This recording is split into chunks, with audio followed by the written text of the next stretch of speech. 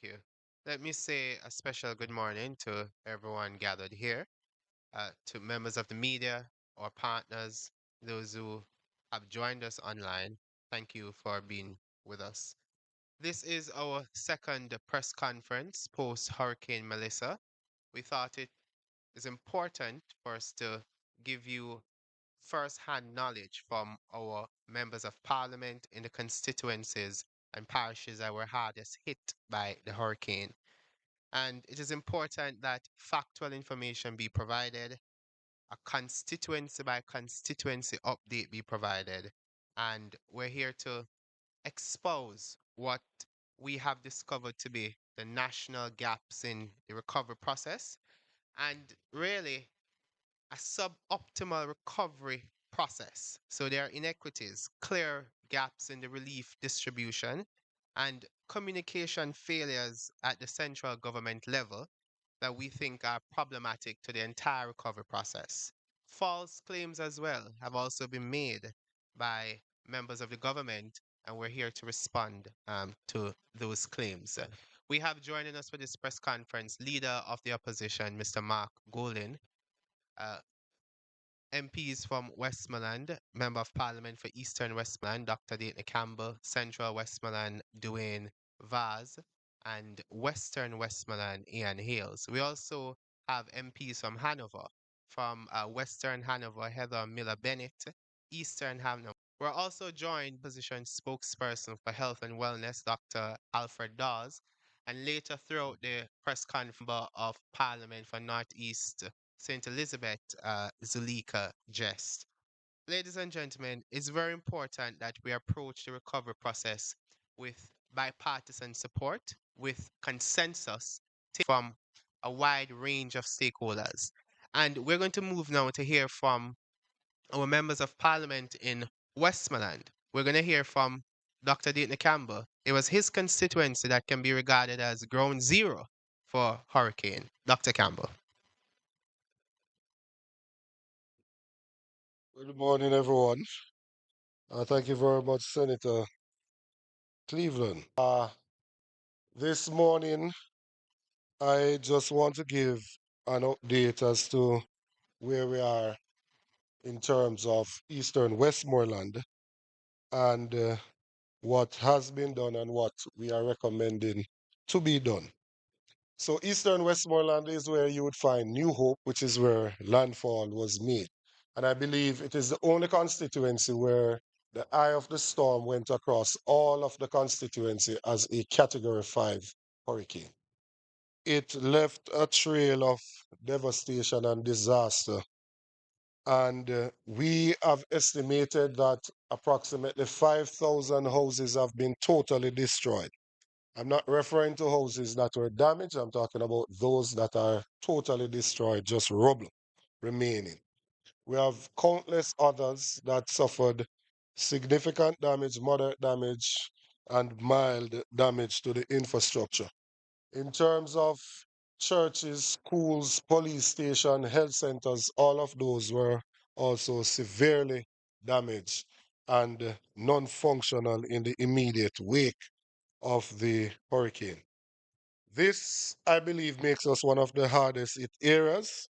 And currently, there is a need for urgent intervention, especially in the area of housing and temporary housing solution for the residents. The response has been inadequate, delayed, and sometimes even inappropriate in my mind.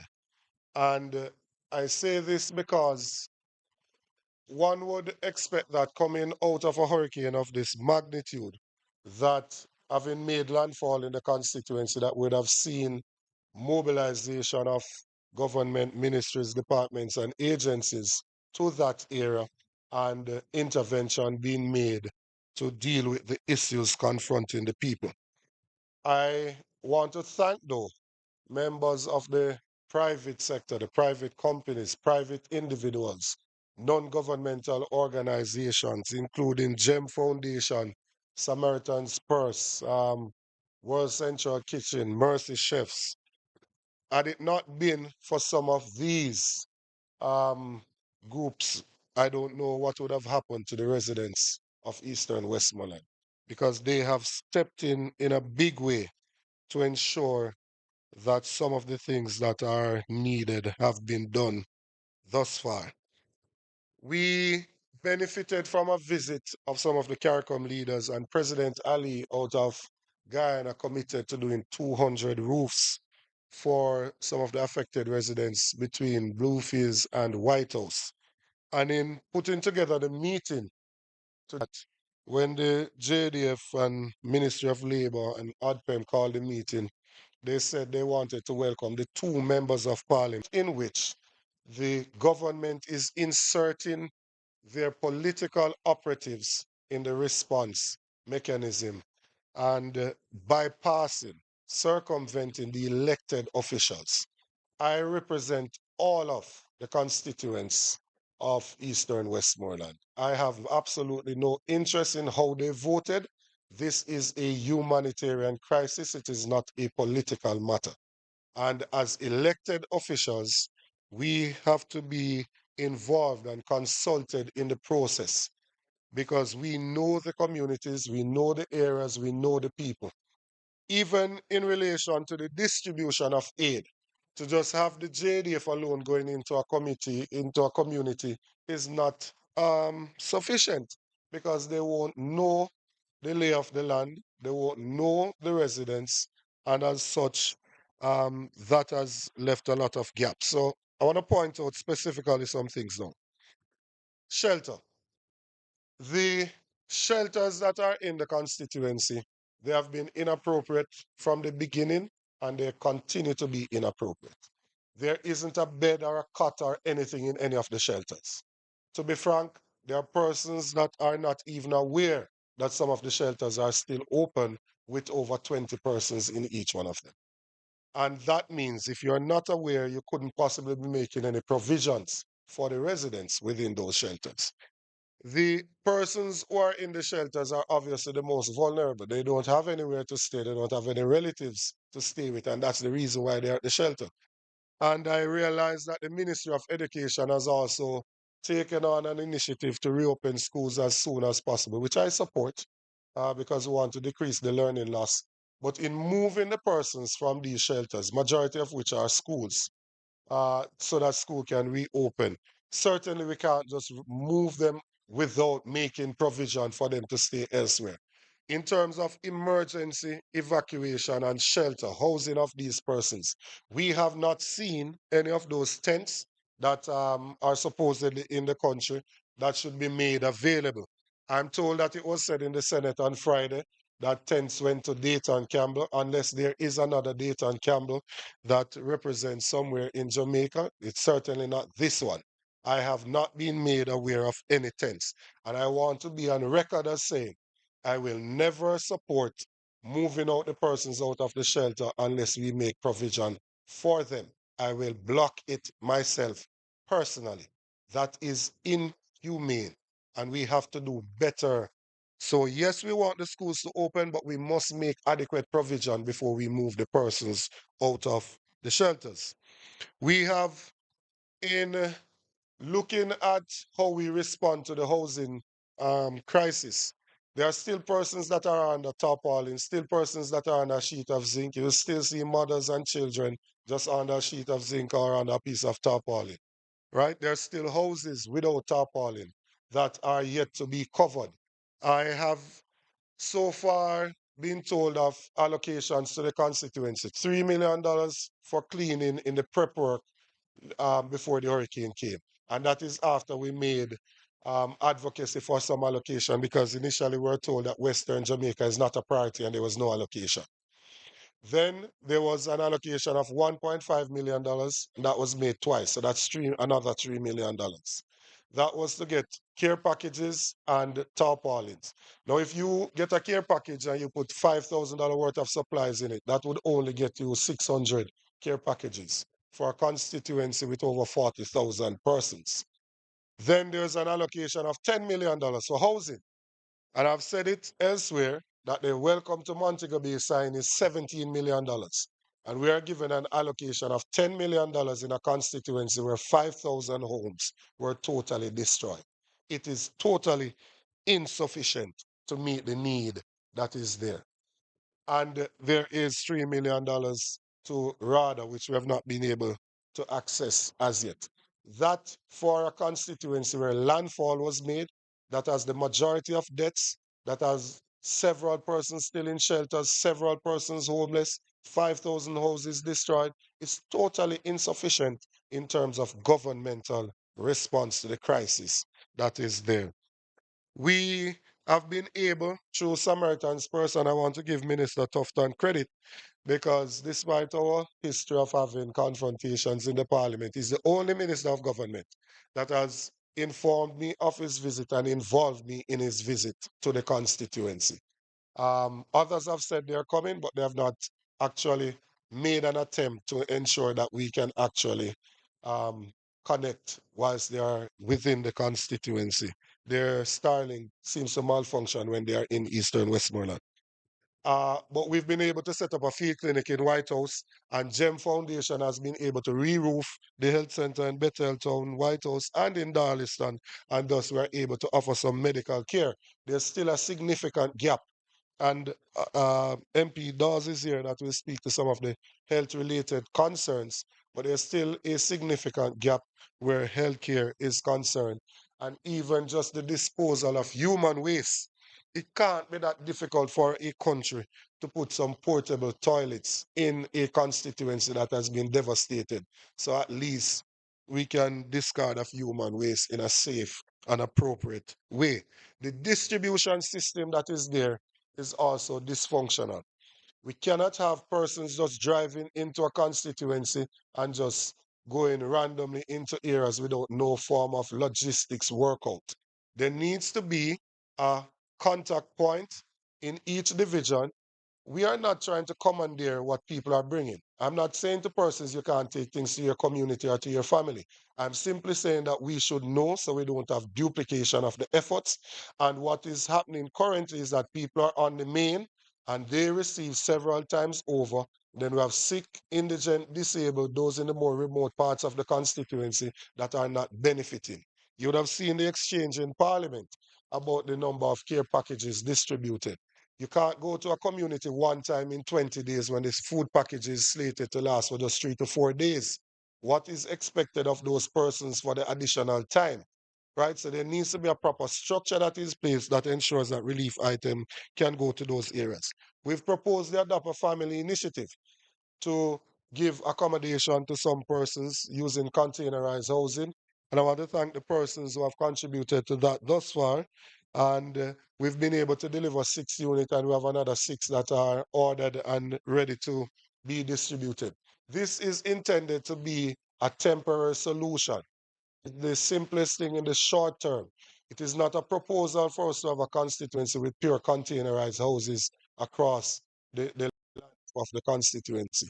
We want the situation in Westmoreland in terms of land tenureship to be regularized. We had put a proposal on the table to move the time period to own government land, to move it from 6 years to 25 years. That's something that the government should immediately take on, right? To ensure that we can give the lands to these persons and that they can, some of them can build their own structures that can withstand hurricane. And the government as well should look at low income solutions on government lands for these persons. The aim is not to have board houses being rebuilt because that's an invitation for a second disaster. The was with us a few days ago, and he stated that the videos and the pictures don't do justice, and that it is total devastation, and it's going to take a long time to rebuild the infrastructure. He said they will have to be creative, and he has proposed that we need to get a generator in Darliston and one in White House so that we can at least power the police station, the health centers, and those things. A lot of persons are not cognizant of what is going on out in the western end of the country. Eastern Westmoreland is not what it used to be. The lives of the residents has been severely affected, and it will take a long time for them to return to normalcy. I know people are in a haste to move on, but in your haste to move on, do not forget that you have brothers and sisters that are on the fringes of survival. They are suffering and they need assistance urgently. Thank you very much.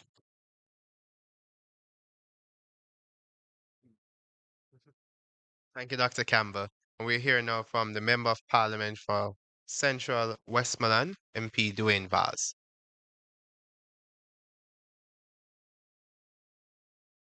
Good morning, everyone. I want to say a special good morning to my constituents of Central Westmoreland. I'm going to begin by speaking really on housing. And as Dr. Campbell mentioned, each member of parliament was given an allocation of $10 million. What I want to break down to residents is the minimum we're supposed to give each person is 100,000, and that really means that we can only assist a maximum of 100 people in the constituency. And our constituency is the largest when it comes down to registered voters with over 52,000, which actually means we should have over 80,000 people living in the constituency. So we know it's a huge constituency, and assisting 100 people from the government grant is simply inadequate, as you will recognize. The reason we got so much damage in Hurricane Melissa with regards to our housing stock is the same land tenure issue. So because most people don't own the land, they tend to build temporary structures that can be moved if necessary. So most persons are afraid of building permanent structures because if the owner comes for the land, then they will have to leave. A lot of this land is government land, as was said by Dr. Campbell just now. And the government has to use this opportunity to create an environment where people can actually own that piece of land where they can build permanent structures. We think about 10,000 persons or more were affected by Hurricane Melissa. And when I say affected, I mean total destruction plus damage to roofs, major damage I'm talking about. And as I said, this is because of the type of housing that we have in our constituency. And this is something we have to fix in the short and medium term as we move forward. The immediate needs of the constituency as we speak, we have been getting a lot of assistance with regards to food, water, tarpaulins, and stuff like that. But the need has really shifted to housing material because every community we visit now to hand out food packages, people are asking the same question. When will the housing material grants start? When will people start seeing people getting material to fix their structures? So the need that we have now, which I think is the most immediate and short-term need now, is actually to get the materials in so persons can start rebuilding. Some persons have started on their own, family, friends, assisting communities, helping each other, but a lot of people are still there looking at each other, not knowing which angle to turn, not knowing where to do because they really can't afford to start. And these are the people we have to look for. And I know the assessment is going on now, but there are thousands of residents who are just there wondering where the help will come from. And as I said, the government must step in here because it will take the efforts of the government in a significant way for us to get people back on track to the lives they were living before Hurricane Melissa. They we also have a road crisis, and I must add the bridge crisis to it. There's a particular bridge in the Froome area where the road was cut away, and that has compromised the bridge. It's a main road going from Savlamar to Grangeville, and we have to look into that immediately. Most of the roads were bad before Hurricane Melissa, but they have gotten worse. And it is causing a lot of traffic pileup in some areas because the road is so bad. So we actually need the representatives from the government also to ensure that things are put in place so we can start some immediate works on these particular areas that we have so many issues. We speak also of the shelters that we have now. We still have a few shelters open, and the issue, as was stated by Dr. Campbell, is that leaving the shelters, they really have nowhere to go. So the government needs to put something in place where people know leave the shelters. They might have to set up temporary structures for them in the meantime. But something must be done because people cannot leave the shelters without knowing where they're going. They would not be there if they had somewhere else to go. So this is a serious issue that we're facing as we speak. The distribution that we're seeing so far, and I spoke of it in Parliament a couple of weeks ago when helicopter went down in Landale and the members of the government in the era were called on to come because they were on spot before everybody else. I spoke of it, the Prime Minister dismissed what I said, but what I said was repeated twice since he spoke. And the most recent occurrence was this week when at an activist, a known JLP activist premises, that was where the distribution was done. And we have to look at how we're doing these things. I don't know who came up with that idea, who thought this would look like a good idea to have the food packages being distributed from that location, but it was obviously a terrible idea. And we're saying that if you're going to be distributing any package at all, there is a representative in the constituency that you should contact and should assist with the coordination of these things. Whenever we are going out to do distribution, everybody we see in the communities, we give packages. We're not looking at who is PNP or JLP or no P. We're in a crisis situation and the government needs to act in that way. I get the feeling that the government still doesn't realize that we are in a crisis. But the crisis we're in, we need to understand that people are people. We're Jamaicans and we must treat people as Jamaicans. The gaps before I close between what is needed and what we have gotten. I stated earlier that we have mostly gotten packages with food, water, stuff like that from mostly private donors. The only assistance we have gotten from the government was the $3 million that was mentioned by Dr. Campbell earlier. Every other assistance with regards to food, packages, and water have come from private donors. We have to thank all of these persons who have been coming out. There have been major organizations, like, for example, GEM that was mentioned earlier, but there have been numerous private individuals who have come into the parish. Some of them are from the parish, some are not, but they have lent a helping hand, and the residents of the constituency have been truly appreciative of what has been done so far.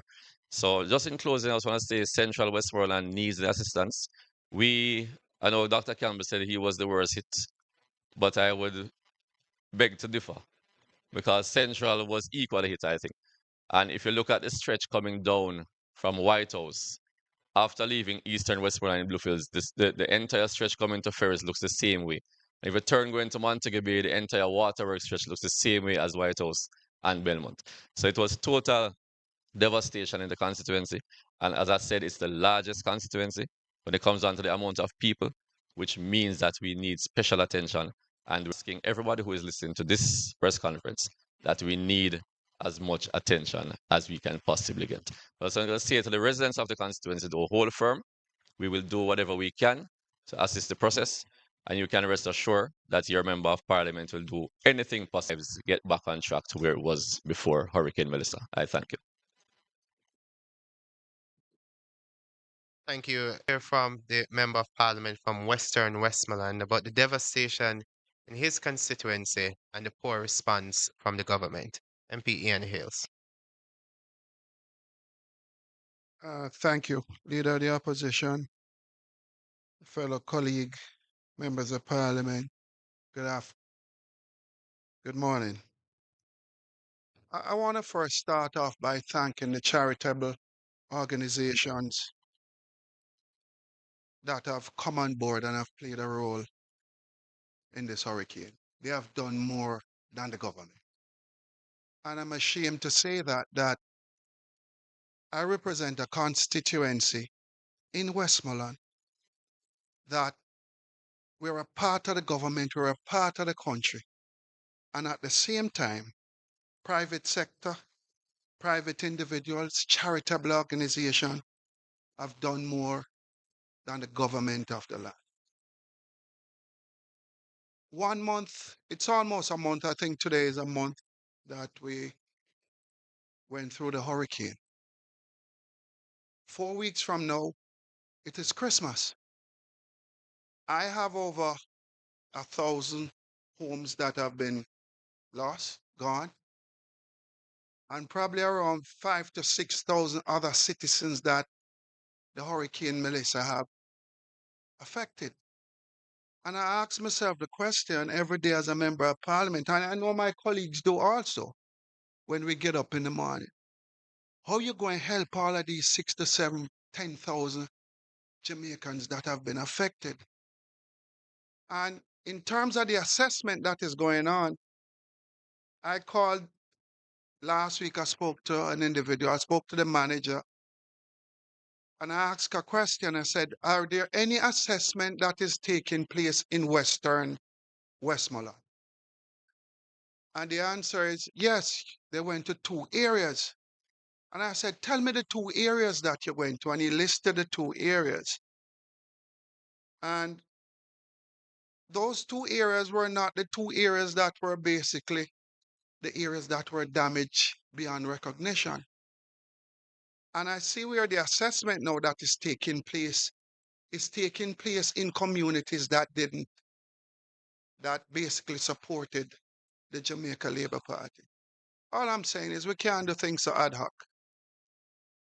We are all in this together, both PNP, JLP, NOMP. We are in this together as a country. And, you know, I want to get back to the assessment though, because the assessment leaves a lot of questions. It is said that you have that are volunteering to do the assessment across the constituencies that are damaged. I've asked the question, who are these volunteers? What are the criteria / requirement for each volunteer? So that even if we can put some individuals, civil society, church, and individuals, put them forward so that they can help in terms of speeding up the assessment.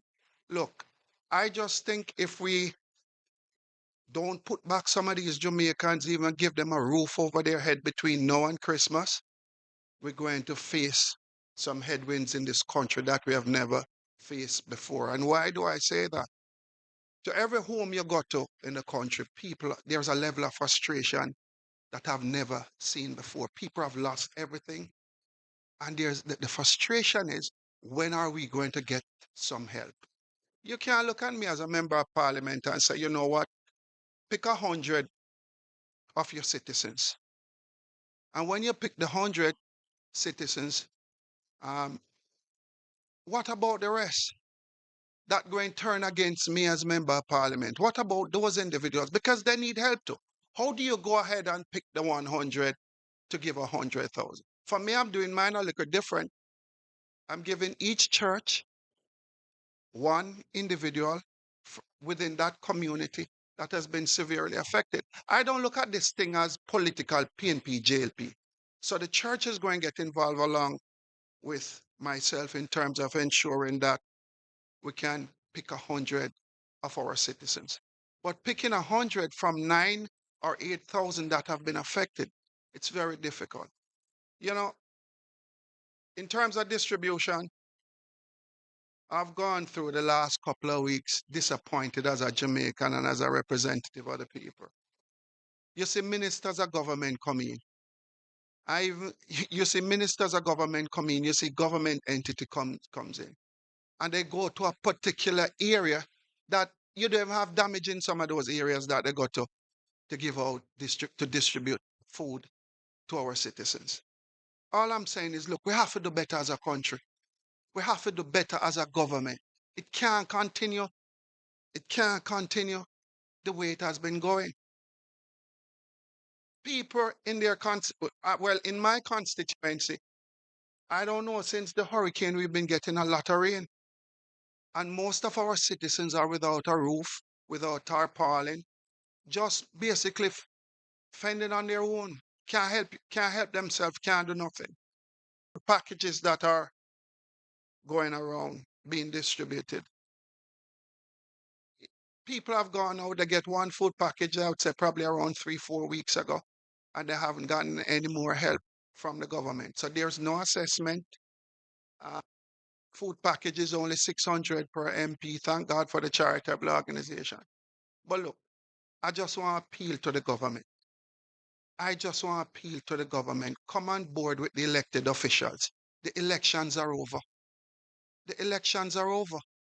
And this crisis allow you to think as a human and not as wear a hat as a political representative. It is that hard. There's a level of hardship that is in Western Jamaica.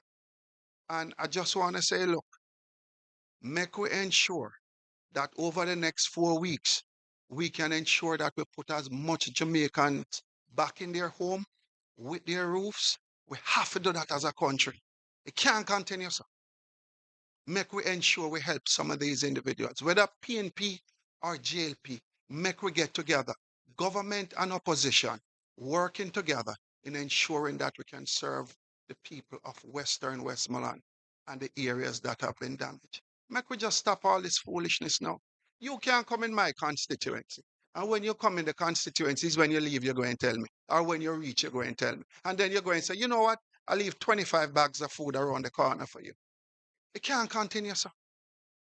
And then you go and look for me now. And when I ask you the question, when I ask you the two areas that you assess, how you assess those two areas, what are the criteria, what are the strategy? And then you turn to me and then you say to me, you know what? We have 2 staff members who live in those areas. Where is the strategy? How are we going to deal with all? I don't even think the government know what's going on. It's clear that the government didn't plan for this. They didn't plan for it.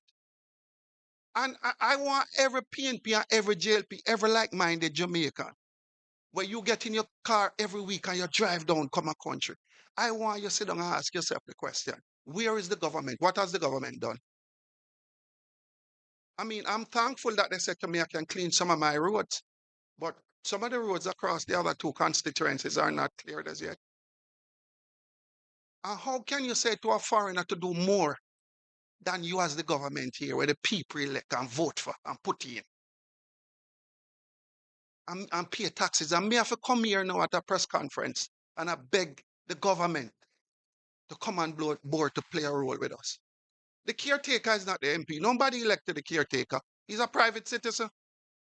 Nobody elect him or her. But it seems like the election is still going on. Enough is enough, man. It's time this foolishness cut out. Thank you, MP Hales. We're going to shift the statements to Hanover, and it would appear as if Hanover is left out of the conversation about recovery.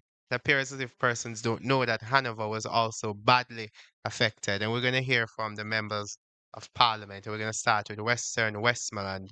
Um, yes, Western Hanover. We're going to start with MP Heather Miller Bennett.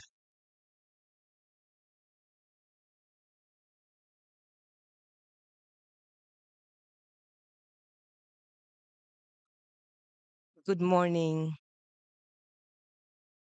Leader of Opposition, media, colleagues. Good morning again.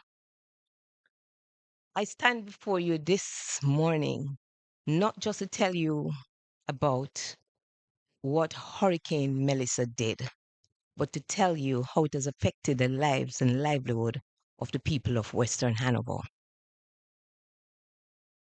It is clear that the government forgot about Hanover. It is clear that their efforts to help Western Hanover has been limited or non-existent. We have over 8,000 families that were affected. And to date, as you've heard, we've gotten $1.5 million prior to hurricane and another 1.5 to assist the residents of Western Hanover. What can that do? That's a drop in the bucket. If it weren't for donors, dog nyam supper in Western Hanover. As an elected representative, it hurts when you have a limited number of package and you have to decide which community you go to next when you have so many communities that are affected. I'm particularly concerned about the assessment process that is being done by the Ministry of Labor. What we're finding happening is that the Ministry of Labor is unable to tell us how many homes they have assessed. They're unable to tell us how many communities they've gone in. What you're finding is that they don't know. They're able to say that Hanover has 4,388 persons that they have assessed. But in my constituency alone, I can tell you we have far exceeded that number. So this hodgepodge, patchy way of doing the assessment is unacceptable. This slow pace way of going about the assessment is not benefiting our residents. So while they take their time in assessing, people are suffering. People are in need. Persons are outside, they're living in their cars. They're living on the streets. They're catching with family members. They're catching with friends. They don't know where else to go. And so this hodgepodge way of assessing, it's not the way to go. And so I'm urging the government to engage agencies that know about data collection, like Statin, who they already have the resources, SDC, to assist them in going out to do these assessments. I am particularly concerned as well about our schools. Many of our schools were used as shelters, many still not repaired. We have started back school, and yes, we need children to be in schools and we need them back in schools urgently. But putting them in unsafe environment is not acceptable.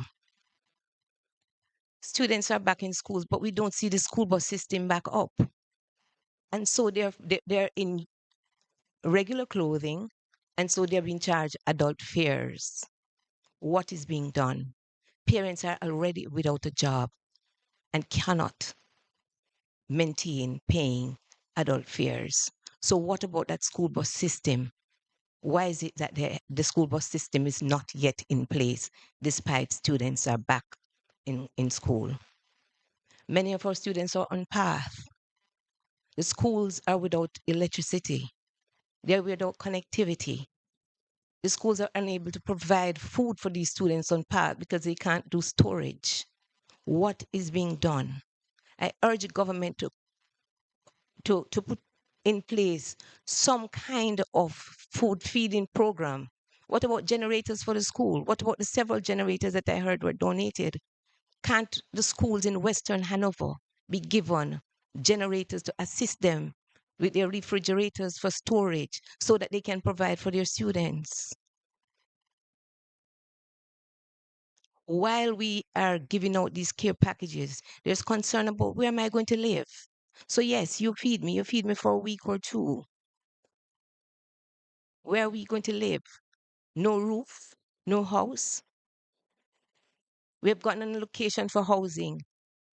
As my colleague MP stated, who do you decide? How do you decide? I see caretakers coming in. I want to go back to the packages. I see caretakers giving out packages. I see JLP operatives in the constituency giving out packages. I see state ministers coming in, giving out packages. What is lacking is communication and coordination. I urge the government to set up some kind of centralized hub that disseminate information on a regular basis, either through a WhatsApp channel, through regular press briefing. Let us know what exactly is being distributed and to who. As an elected representative, I'm on the ground. I have councillors. They know the space. They know who are the persons being damaged. Utilize them. Utilize us. Utilize the community leaders. We see NGOs, we see JDF, we see caretakers, we see state ministers. We see them coming with packages. We know the space. Talk to us. So we need a communication, we need a coordinated way and not a hodgepodge, patchy way of distribution. These are livelihoods, lives and livelihoods we're playing with. These are families. Many persons may be not directly affected by Hurricane Melissa, but they are affected because they're without jobs. The tourism industry has been basically non-existent. They are without jobs. So I urge the government to put something in place, put some kind of relief support. put some kind of allocation, wage allocation for a short-term period. I urge the government to look into how do we support families, the fisher folks that have lost their livelihood, how do we support them? How about microloans, offering them low interest microloans with some kind of grace period? How do we support them? How do we support our farmers in the short term? What are we doing? They have lost their farms. Western Hanover have quite a few farmers up in the Askinish area, Pell River area, Kendall. They've lost theirs. As far as I know, the assessment has been slow. And so once again, I urge the government to ensure that we measure what we're doing. Because if you can't measure it, you can't manage it. And so I say to the people of Western Hanover, hold stream. I will continue to advocate for you to ensure that the resources get to you. Ministry of Labor asking you to step up, partner with agencies who know what to do. Ask the government and other state ministers coming into the space, communicate and coordinate. Because if we're not doing this together, we're wasting resources. I'm going to ask persons out there, my donors, I want to thank you and ask others to come on board. We're at the phase now where people need homes. They need their roof back on. We have started an initiative, Help Me Fix My Roof. Because despite we know that the structures that we have are not necessarily the ideal, but the people need somewhere where they can live.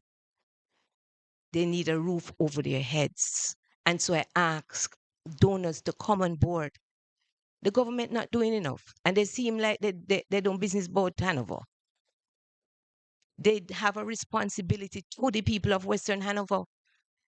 And I'm asking the government to step up and do what they're supposed to do, while I implore and ask donors to come on board and help the people of Western Hanover to fix their roof. This is not politics. This is humanitarian. People are hurting, their lives and livelihoods have been damaged and lost. I thank you. Thank you, MP Miller Bennett. We're going to hear from the other member of parliament in Hanover, and she has been advocating relentlessly for her people. I welcome Member of Parliament Andrea Perkis.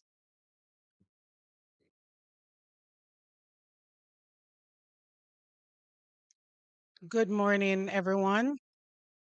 Party President Mark Golding, my colleagues, to the viewers. For the people of Eastern Hanover, the date October 28th marked the beginning of a crisis that continues weeks later. Let me be clear about what Hurricane Melissa did to Eastern Hanoverians, because the scale of devastation has been systematically underreported and in many cases completely ignored by the media coverage. Every single board house in Eastern Hanover has been affected, damaged, destroyed. Approximately 5,000 houses are without roofs. Every farm in the constituency suffered severe damage. Half of our health centers sustained significant structural damage. Our schools are so badly affected. This morning, I got a call from the principal of Brownsville Primary, and she asked me who is responsible for the persons in the shelters. Her name is Miss Bucknell.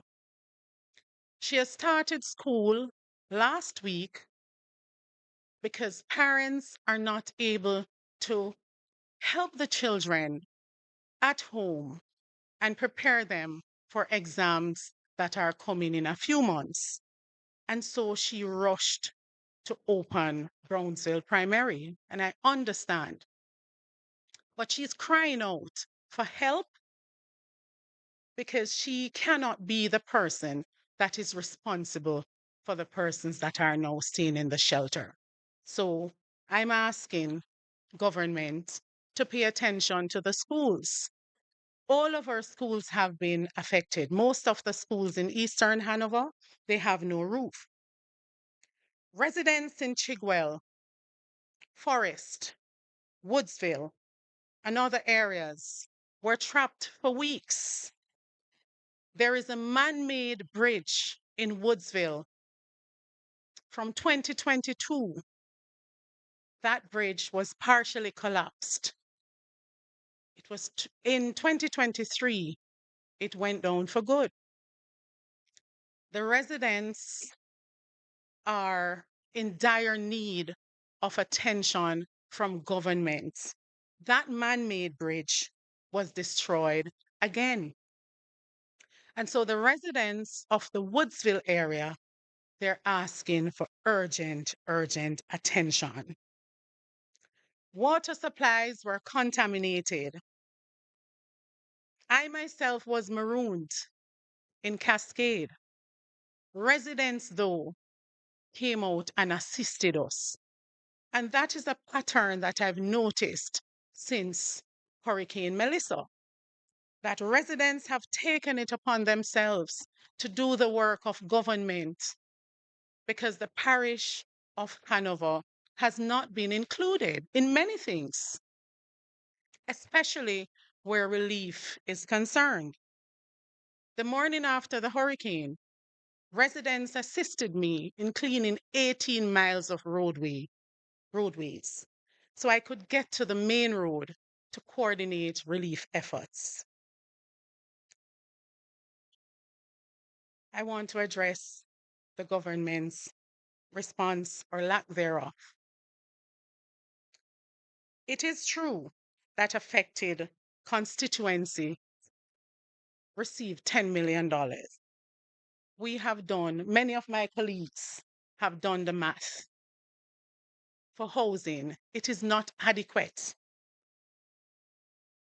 We have a number of houses in Hanover. From my balcony, I am looking at 3 houses that are flat and 5 without roof. The people of Eastern Hanover, they've had to seek comfort living under tarps. That's not good enough. We need help from government. We need ministers to come in and be on the ground as they were before the election. The people of Eastern Hanover, they're demanding your presence. The question I must ask, and the question every Jamaican should be asking, if the allocation on paper is equal, why is help actually reaching our residents so dramatically unequal? Where is the relief going? Why are communities still waiting? Government response has been extremely slow in Eastern Hanover. Corporate Jamaica, though, has stepped up. Companies like Flow, Red Stripe, CM Recycling Company Limited, Trial Hotel, and Billboard King Foundation have provided more immediate, tangible relief than government agencies. Our diaspora family responded with urgency and generosity. And I must thank PNP leadership, former Prime Minister PJ Patterson, a proud Hanoverian, along with President Mark Golding and MPs Anthony Hilton and Julian Robinson, who have been mobilizing assistance, and some of them have been on the ground providing moral support to our traumatized communities. Eastern Hanover is facing a public health crisis. that needs immediate intervention.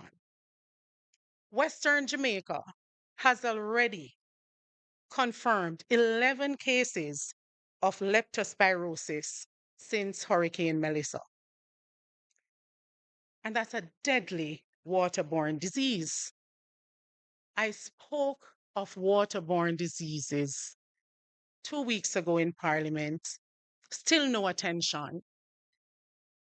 And on behalf of the citizens of Eastern Hanover, I want to ask the question, what is the purpose of elected representatives going to Parliament and voicing the concerns of the citizens without any notes being taken or any attention being paid to these citizens?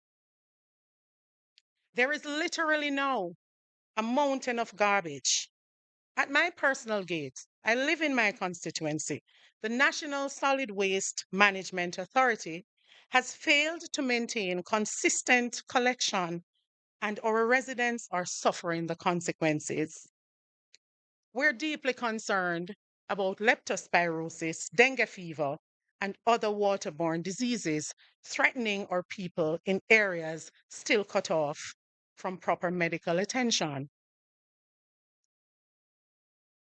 Whether the design is by oversight or the Ministry of Health has omitted the parish of Hanover from its island-wide plug-in schedule, I don't know. But believe it or not, Hanover as a parish, we have areas where the water continues to rise. The water has a stench. And up to date, I have not been contacted by anyone from the Ministry of Health to say we are going into these areas to check, to run some tests, to check on the citizens. We have a number of senior citizens in Chigwell, in Forest. These senior citizens have had to travel by means of foot track to get to hospitals, to the 3 out of 10 clinics that we have operating now.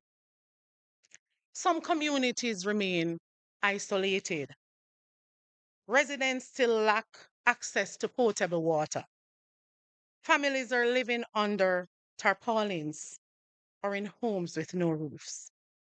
Children are trying to attend schools. I am here today to make our needs absolutely clear. For the most part, Hanover is still technologically marooned. A lot of persons are still not able to get connection. Those Starlinks and generators were given to the government. We did not even receive a single generator to power our constituency office to serve the people that elected us and the entire constituency. We need the Ministry of Health and the local health department to deploy mobile medical units to isolated communities. We also need aggressive vector control measures. We need consistent garbage collection immediately before we face, as I spoke about before, a full-scale disease outbreak. 7 of 10 of the health centers need to be repaired with immediate effect. Our roads need more clearing. Our water systems need restoration. Our schools need immediate structural assessment and repairs so they can serve the essential functions. Our farmers need seeds, and I know there has been an allocation through RADA, but we're asking for more. To the people of Eastern Hanover, I see you. I have walked through your communities. I have witnessed your suffering and your remarkable resilience.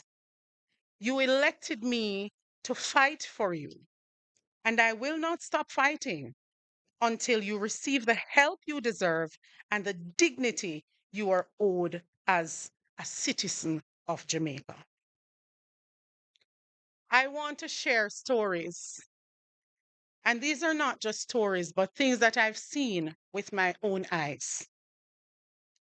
I witnessed the previous Member of Parliament, Dave Brown, driving through my community with the same care packages that the government gave me. Only 250 care packages, 5 tarps, and 50 cases of water.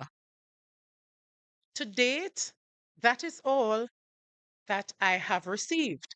Now, when a previous member of parliament drives through communities like Paddington, Cocoon, Claremont, Retrieve, Cascade, Ponside, it cannot be 250 care packages that he received.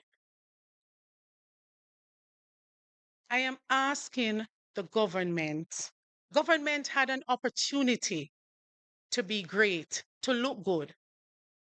After the hurricane, I reached out to JLP caretakers. I left messages for them and I assured them that whatever relief I receive as Member of Parliament will be shared with them. I did not receive much, unfortunately. Where the assessment is concerned, I sent out a schedule 2 days ago on a community group. It is a very touchy topic, but the government is playing politics. When the Ministry of Labor and Social Security goes to Axandas 2 days, Axandas is a tiny community in Chester Castle Division, and areas like Horton Grove that are 5 times the size of Axandas still no visits. Tell me there is no politics involved. I want to thank the public sector, the private sector. I want to thank the families from Hanover that are living overseas, the diaspora, for stepping up and helping us. Red Stripe, you came in and you were so amazing. Over 500 care packages. Flo, you came in twice, not once, but 2 times into Chester Castle. Chester Castle is my ground zero in Eastern Hanover. I want to make an appeal to government that the people of Eastern Hanover, they're watching you. The people of Jamaica, they're watching you. The people internationally, people are looking at what you're doing. I am yet to go into some of my strong areas, but I've gone into Pumpkin Bottom, where 80% of the residents voted against me.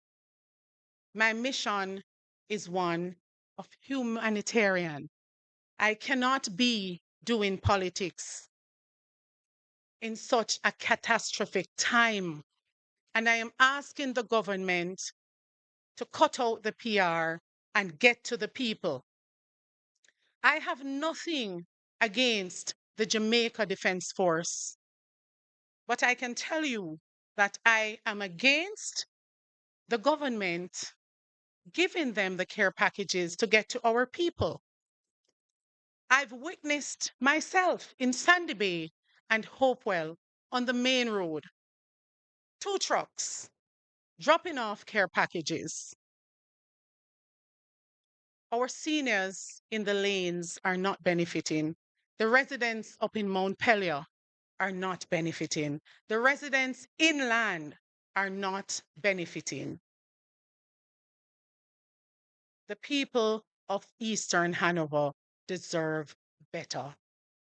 Finally, to the people of Eastern Hanover, we're strong. We are resilient. we will get our constituency back together. Thank you.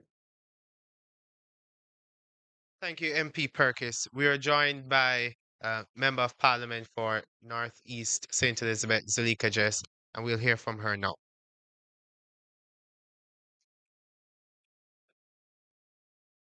Good morning. Today I come before you with a very heavy heart. Today I wish I didn't have to speak because I understand that by speaking, I run the risk of being accused of complaining. But I speak because I have a duty to the people of Northeastern St. Elizabeth who elected me to be their voice and to be their compass. My issues today are multiple, but I will give you the abridged version. And I'll start with the long-standing practice, which has really merged into a convention whereby ministers or officials of the government ought properly to notify a sitting member of parliament before entering that MP's constituency to do any government related issue. Now, that is not just a matter of parliamentary etiquette or constituency etiquette.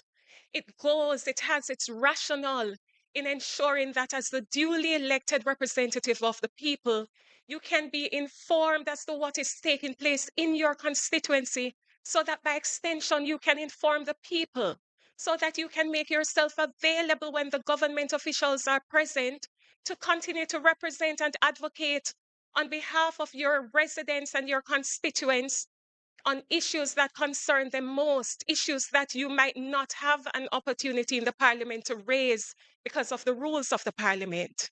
In a time like this, a very sensitive time when the most vulnerable are most at risk, we expect that that practice would ensure that there is collaboration between the government officials and the elected representatives to ensure that persons can benefit. In my constituency, I have had to sit and watch as persons approach me the day before a visit to ask me if I heard that the Minister of Local Government is coming into the constituency. What is it that they're coming to do? Where can they meet them? And I have no answer to the questions because I was not notified in advance. In my constituency, first, the Speaker of the House came, and perhaps she came in her capacity as an individual outside of the politics, but by her utterances, she made statements to suggest that she had visited communities, and every community that she visited, residents were not hopeful that they would get any assistance from me as the Member of Parliament. And I thought it was very unfortunate that in a time like this, we would seek to sow seeds of division and discord, because the Speaker of the House visited 3 communities, all strongholds of the Jamaica Labour Party. Not one PNP community was visited, not one PNP community was given any of the care packages. In fact, the areas visited are well known: Rocky Hill, Santa Cruz, Burn Savannah, which is regarded by Edward Seaga as Little Tivoli. No reference was made to any other communities, but the speaker formed the conclusion that every community she visited were not hopeful that they would get help to build back houses or do repairs. And I speak on that because she came into the community on Saturday morning, and by Saturday afternoon, the Minister of Local Government also visited the constituency. He distributed care packages, 60 to the sitting Jamaica Labour Party councillor, but I was not informed of his visit prior. The 3 other councillors who happened to be PNP councillors were also not informed of the Minister of Local Government's visit. And of course, they got no packages from the minister. Only the JLP council received packages. And finally, the Minister of Justice came on Friday, and my constituency office happened to be right next door to the venue that he visited. I was not notified in advance. Now, it doesn't matter. I see the statement from the minister, And labeling a statement as being contained or filled with lies or accusing me of lying does not make it untrue, and it does not change the facts. The facts remain, as I stated in my earlier video, that the minister came into the constituency without prior notice. The minister came into the constituency, handed out or distributed supplies. It doesn't matter if it was 7 or 77. The parliamentary practice, the convention still remains. It is improper to visit an MP's constituency without prior notice. That is a practice that has long been observed.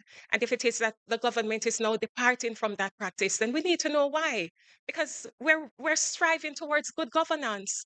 In England, they have codified that almost in a sense by having ministers' code, which set that out, that ministers of government must notify and not just give just passing notice on the day, but proper notice. Perhaps it is time for us to implement that here in Jamaica.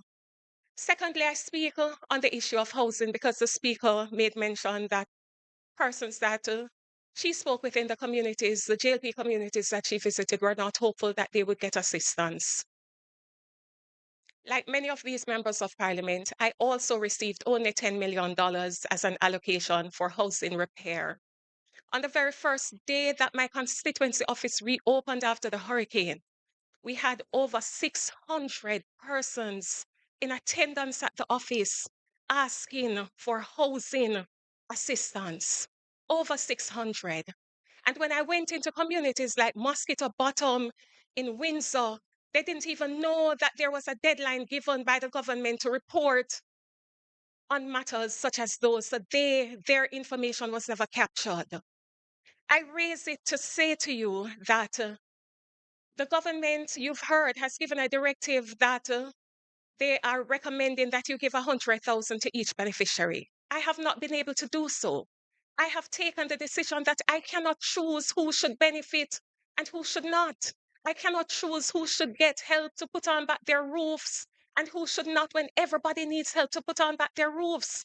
And so every one of those 600 and odd persons who applied for housing assistance, I've submitted their names. And so it means that they're not going to get 100,000 each.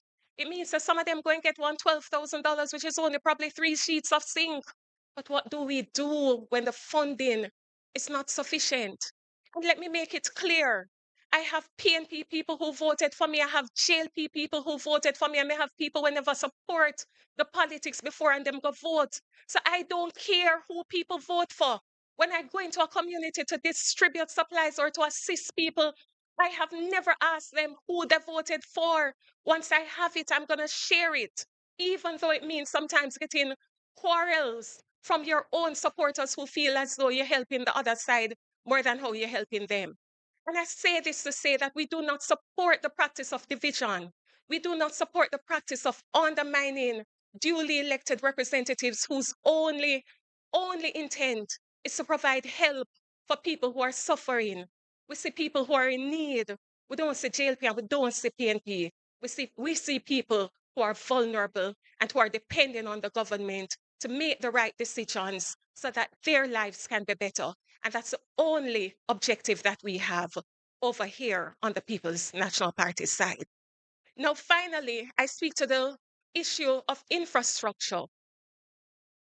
The constituency that I represent suffered not just physical loss to the houses or roadwork was completely destroyed in areas, particularly in Santa Cruz, where it seems as if a bomb was dropped overnight. We have holes in the roadways which were over 20 feet deep. Now, I've tried my best to assist, but these are all temporary gaps, temporary stop gaps, by using the debris that had been washed away to try and fill back the holes so that people can't say that they are marooned. But what is the plan going forward? Because one more show of rain and all of that wash away, and people again going to be marooned. The people in Abraham, who even though we tried to fix the road and did the best that we could, they tell me that when rain fall, they still have to walk to get home up in the hills because the cars still can't manage because it's mud and dirt that was used. So it has slipped away and is slipping away. What is the plan? Are we going to wait until something disastrous happens before we put in place plans and solutions that will actually inure to the benefit of people. In Santa Cruz, we have a situation where all of the mud, all of the debris from the hills washed down into the town of Santa Cruz. So it is not uncommon for you to see people wearing dust masks when you visit Santa Cruz. What is the plan? The government has started to clear the roadway in Santa Cruz without any notification to me as the member of parliament. And now we are left with a situation where I don't know if there is funding that is left, but the road needs a water truck to actually wash away all of that mud, all of that debris. What is the plan for Santa Cruz? What is the plan for the areas in Thornton? Thornton has over 1,500, almost 2,000 persons, and 95% of Thornton lost roofs. Some houses have completely crumbled. What is the plan? Because my $10 million done, and I still don't know how we're going to help the rest of the residents in Windsor and the other areas, even in Grace River, that got flooded out and who go around and pick up 2 sheets of zinc and nail it on or tack it back on. But them know so the next shower of rain, them are going to wet up again and another strong gust of wind, it are going to blow off again. What is the plan? I close by saying that I have absolutely no intention to be cantankerous, and if I appear to be somewhat passionate, forgive me. But when you represent people who see you as their only hope, who come to you because they have nobody else to turn to, we have a duty to speak on their behalf, and we have a duty to hope that the government listens and the government acts. Thank you. Thank you, Member of Parliament. Uh, it will appear as if we're on the cusp of a health crisis. And what we have recognized is that there is a suboptimal response from the government in this regard. We're going to have our opposition spokesperson for health and wellness, MP Alfred Dawes, to address the matter.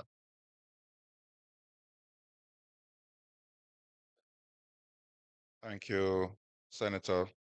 Leader of the opposition, my colleague, members of parliament, journalists here, those who are tuning in, good morning.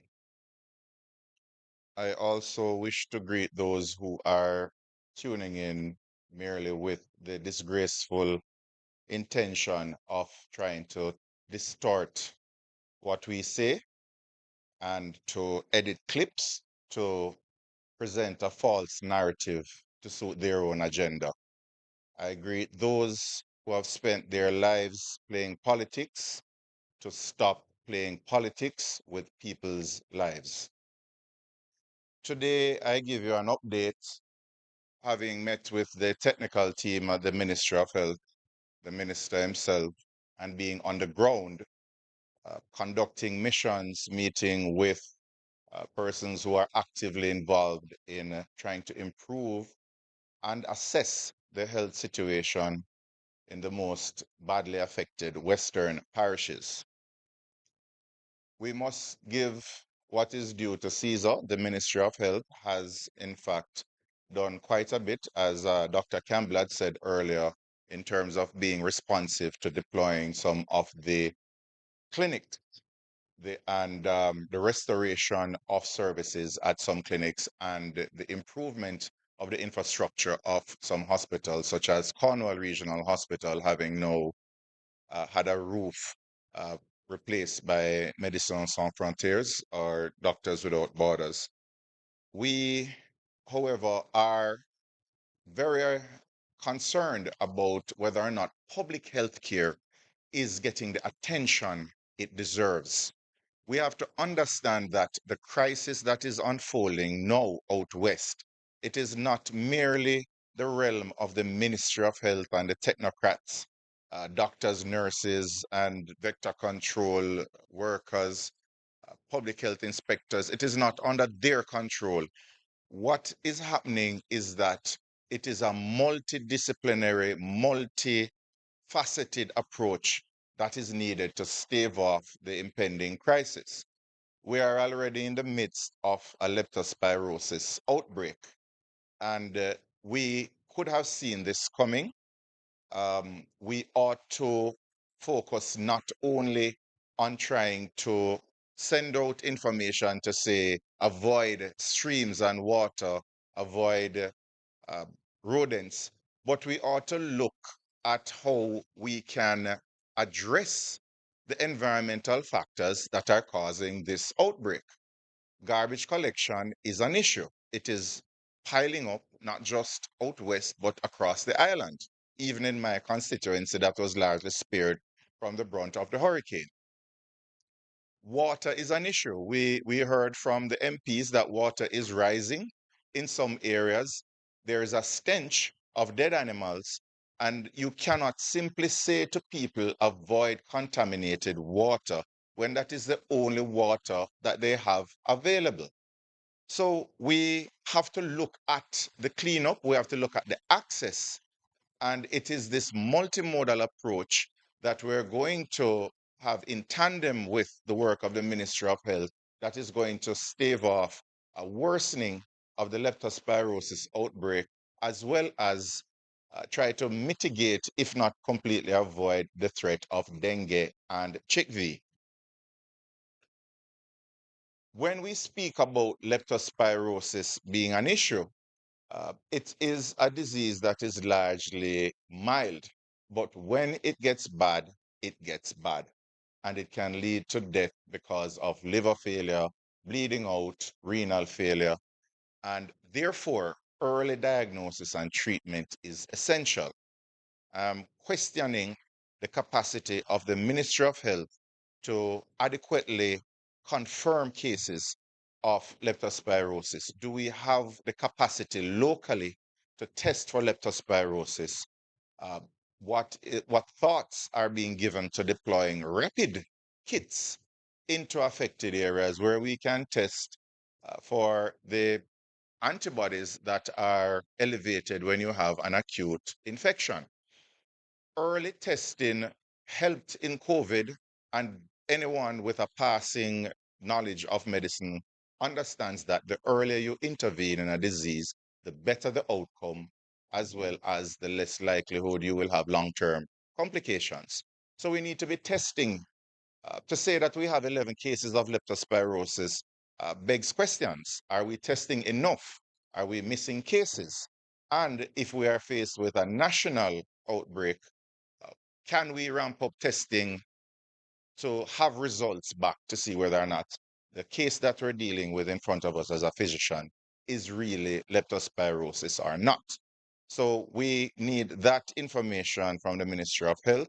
And what are they saying about the use of rapid kits that can be made available at clinics and even with partnerships with private doctors, as well as distribution through volunteers who are going into the communities conducting medical missions. There are still critical shortages of basic medical supplies, manpower, and of course, functioning equipment, some of which would have been damaged during the passage of the hurricane. We know that there are patients who have lost medication because they do not have a fridge that is working, because they do not have a generator. And therefore, you have to be concerned about non-compliance as a result of these socioeconomic factors that are now more than ever playing a role in healthcare. We have gotten some complaints about the process to facilitate missions. There seems to be a lack of coordination on the ground, even if persons are fully registered and they have been listed as partners. They still face some obstacles, whether or not the team on the ground were expecting them, and who are they partnering with to mobilize the people in the community.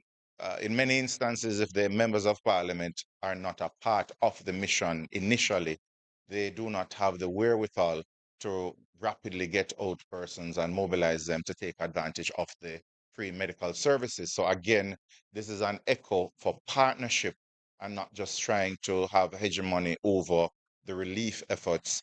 And this includes the medical missions. Now, when we speak about the way forward, because this is not going, the situation that exists on the ground is not going away anytime soon. There are too many people who are homeless. There are too many people who are marginally living on the fringes of survival. And as a result of that, the conditions that exist for leptospirosis to continue and for dengue and chickpea to have outbreaks here, we're only 90 miles away from Cuba, and they have more people with leptospirosis, sorry, with dengue and chickpea than there are people living in Jamaica, over 3 million. Um, the conditions exist and they will continue to exist for a while. So we have to plan accordingly. We cannot wait until we see a spike in cases and then we have a knee-jerk reaction.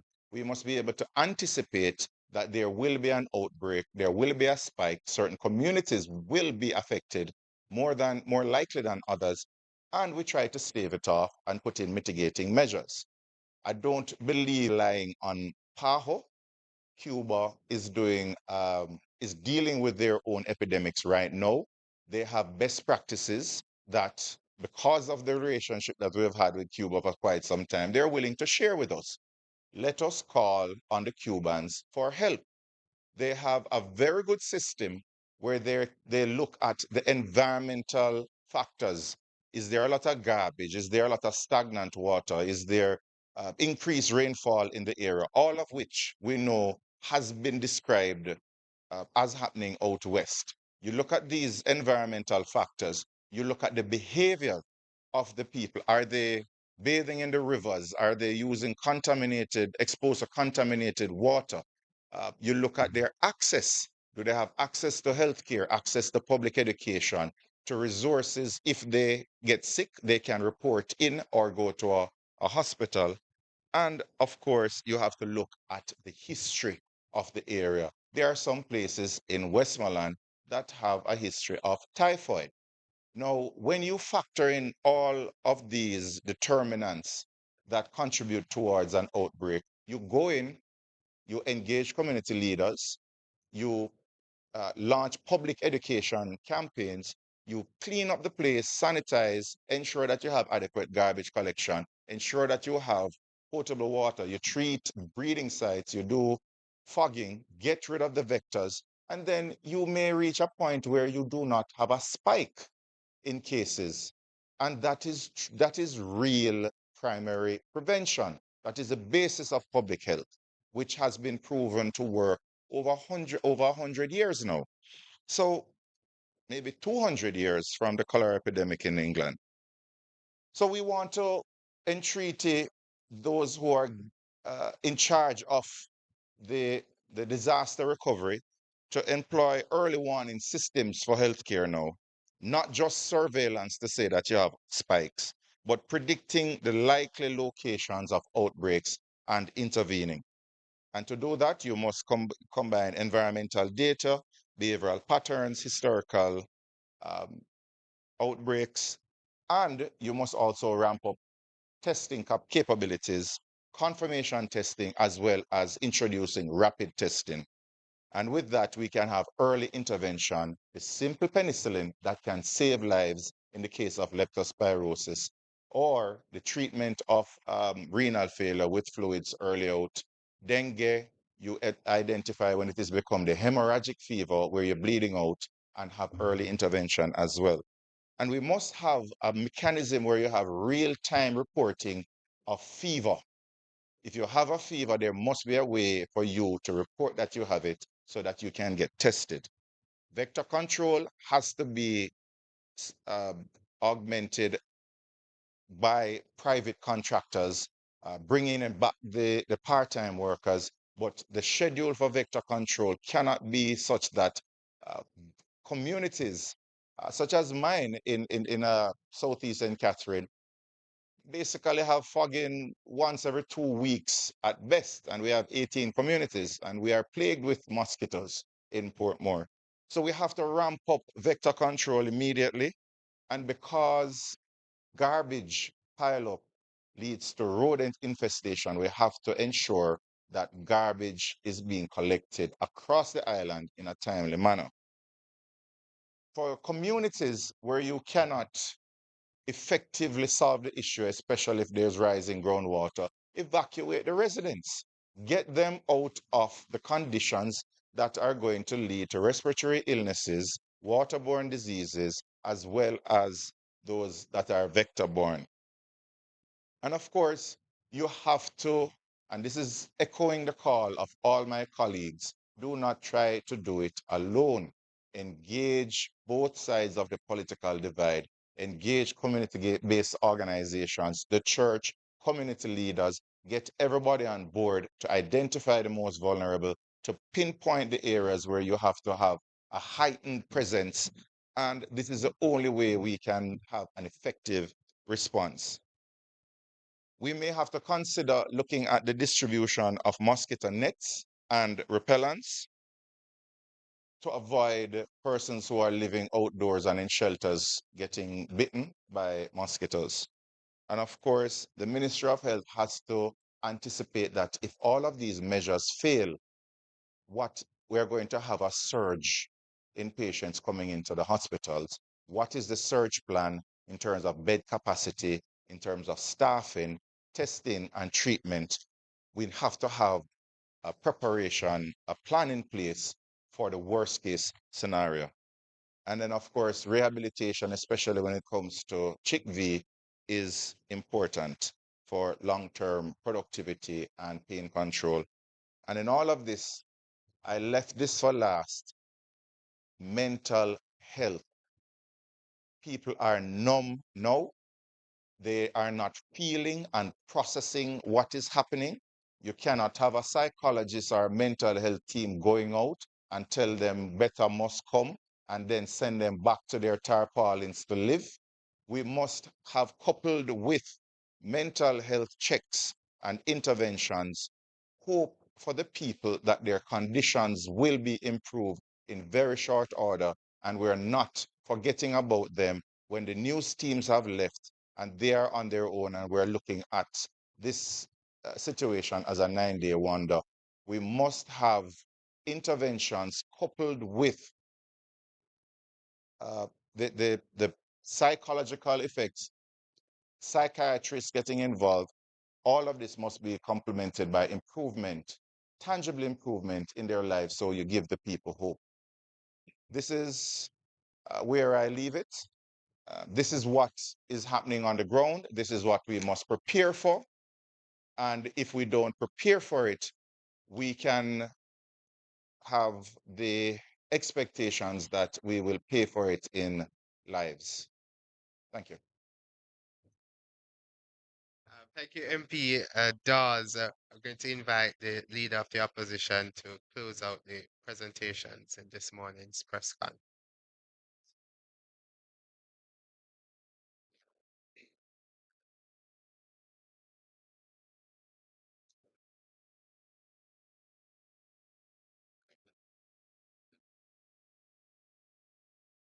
Still morning. Good morning, everyone, members of the media, listeners, my colleagues who are here. We wanted to have this press conference this morning. It's the second press conference we've had since the hurricane hit Jamaica. First one was about a week after the hurricane hit. We're now about 4 weeks since that date, 3 weeks since the press conference. And I wanted to have the elected representatives of the people in the constituencies that have been extremely badly affected to have the chance, I wanted to give them a chance to describe to the media and the public what they're experiencing and the deficiencies in the response, the gaps that need to be filled, and the decisions that need to be taken.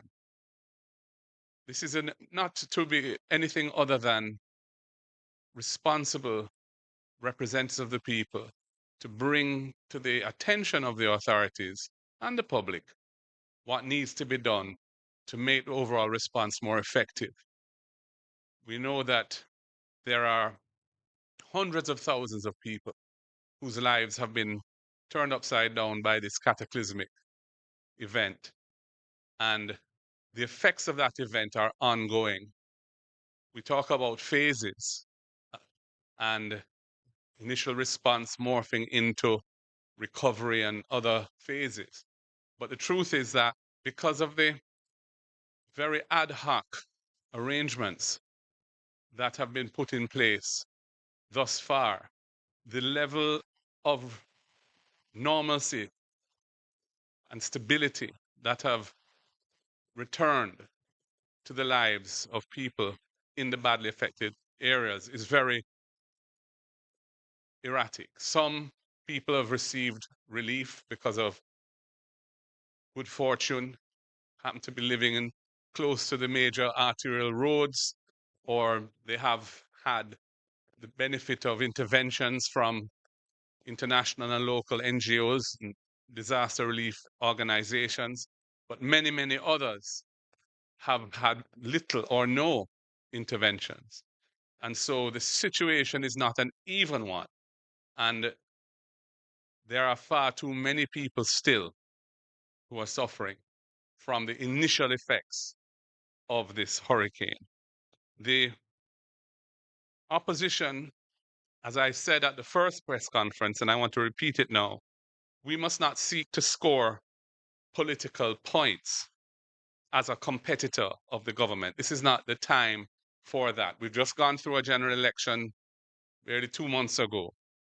This is a time when Jamaica is facing a huge disaster, an economic disaster, a social disaster, a humanitarian disaster.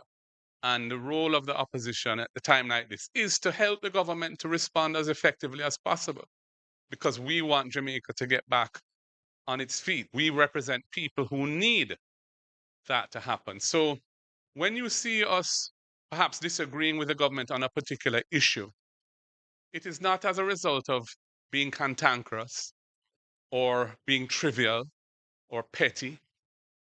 We take issue with those things that we think are fundamental and that we should not allow to be implemented in the originally proposed way, because it will have a deleterious effect. It will have an effect on the governance of the country or on the response to the disaster, which is suboptimal and needs to be improved. And that is how we have been attempting to approach this. Equity, transparency, and accountability are vital in the response to a disaster. We have heard numerous reports that political representatives of the governing party are being used to distribute government relief, taxpayer funded or donor funded through the government relief in ways which they have no legal or political standing constitutionally to play that role. Elected representatives must be included in things that are happening in their constituency so that they have information, so that their information can be shared with those who are operating on the ground, and you can work together with all stakeholders, including those who are representing the other side of the political fence, to get the best possible solution in a difficult situation. That is not happening. I have been bringing these incidents as I hear of them. I have been bringing them to the attention of the Prime Minister through WhatsApp. He has not responded to me at all since last week, the Saturday before last, 10 days ago. I have not heard from him in response to any of my messages. So when the Minister of Information says that we have been communicating constantly, that is simply untrue. There has been a total cessation of any communication, certainly coming in my direction from the Prime Minister.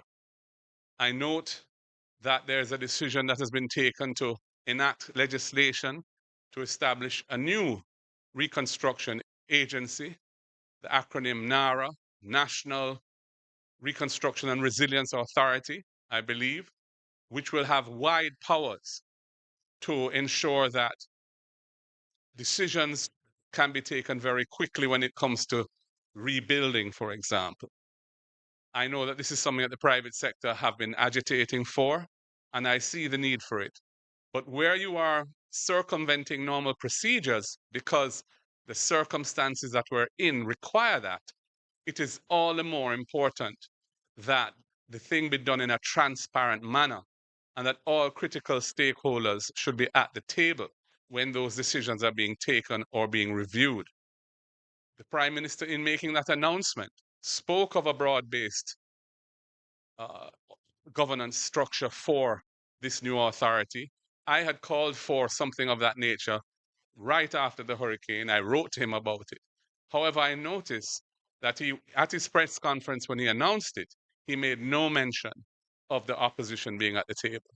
I don't know whether that omission was inadvertent or deliberate, but I can tell you that if we want Jamaica to get back on her feet as quickly as possible, if we want to avoid social dislocation, and if we want people to feel that the response is equitable, is well designed, and is without political bias, it is important that critical stakeholders be at the table. And the opposition, with 28 seats in the parliament and almost the same number of votes in the last election as the government, should be part of that process. We are willing to serve, but we are currently being excluded.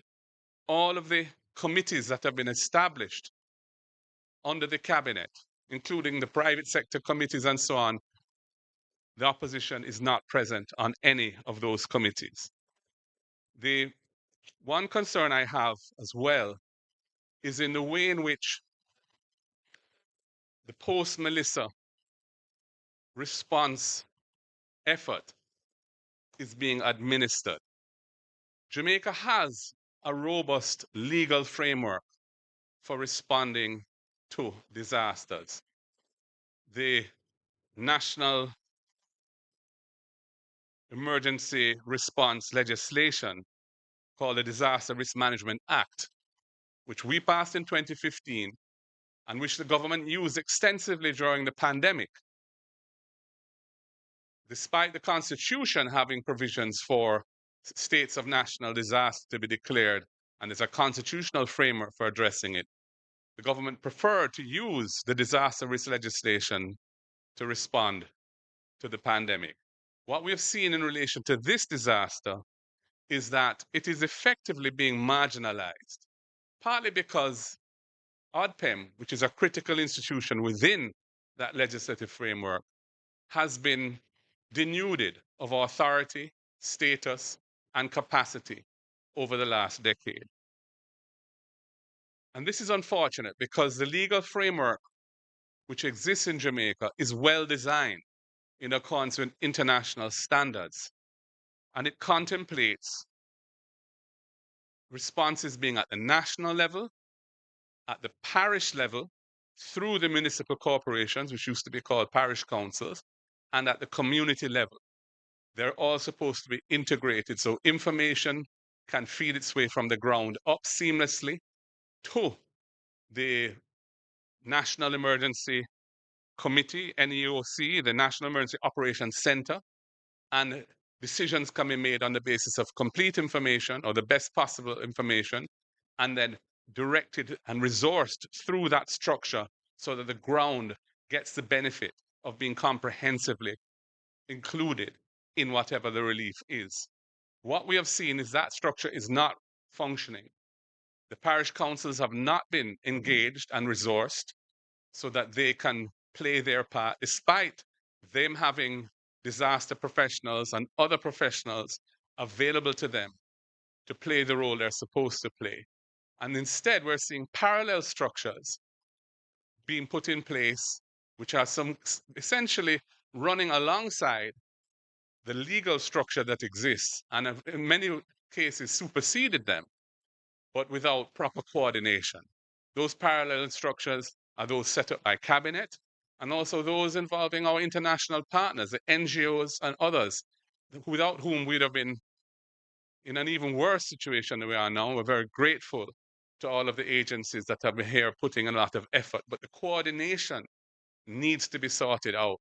And the legal structure that exists to ensure that relief is distributed fairly, equitably, and comprehensively based on the best possible information on the ground, that needs to be activated properly and not circumvented. I close by reiterating that we have value to bring to the table in the response to this disaster. We have representatives at the local government level. We actually have more representatives at the local government level marginally than the government do. We have a substantial number of representatives at the parliamentary level. They are all on the ground getting information daily from residents as to what is happening. The political organizations of both parties go into every nook and cranny of the country, and therefore the organizations are well placed to get information to feed into the disaster response system. That is not being leveraged. That is an asset that the country has, and which the disaster legal framework contemplates being engaged, but is not being engaged and is being marginalized. And that is why we're having suboptimal results, where people are still a month after the disaster feeling abandoned by the government because they haven't seen anything happening to take them out of their plight. The housing situation, we've heard the announcement about the 5,000 container homes that will be brought in and distributed through the NHT. That is not likely to come into effect based on what the Prime Minister himself said until the second month of next year. In the interim, what is the solution for the people who have no shelter? The thousands of Jamaicans who are coming into the Christmas period, every time it rains, them wet up. Their children, old people, pregnant mothers, persons with disabilities. What is going to happen to them? I said at the last press conference, in response to a question from the media, off the cuff, I was asked what did I think would be an appropriate figure to empower the constituencies with. I'd said 50 million. Certainly, a $50 million allocation would allow MPs to respond to the huge need in a more meaningful way. Instead, they've been put in this invidious situation where essentially they're asked to allocate to 100 people when the needs of their constituents are thousands of people. And that simply is just a recipe for a lot of frustration and bitterness. The government needs to wheel and come again with this and rapidly put in place a response on the ground to the shelter needs.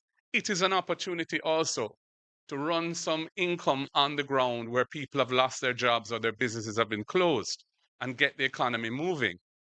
We could have mobilized brigades of people who need income to help with the cleanup, which is now very sporadic and needs to be dealt with the public health risks that Dr. Dawson has spoken to again, and also with the shelter issues.